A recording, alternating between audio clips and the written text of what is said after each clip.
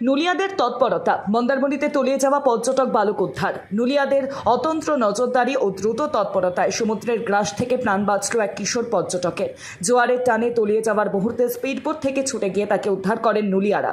বর্তমানে সে চিকিৎসাধীন। স্থানীয় ও পুলিশ সূত্রে জানা গেছে, উদ্ধার হওয়া বালকের নাম কুমার রভনি, বয়স 11।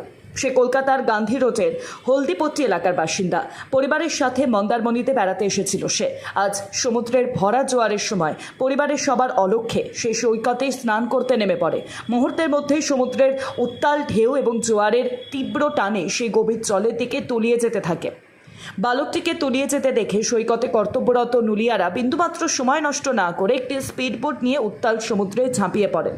নুলিয়াদের সাহসিকতা ও ক্ষিপ্রপ্রায় সমুদ্রের মাঝখান থেকে অচৈতন্য অবস্থায় কুমারকে উদ্ধার করে আনা সম্ভব হয়।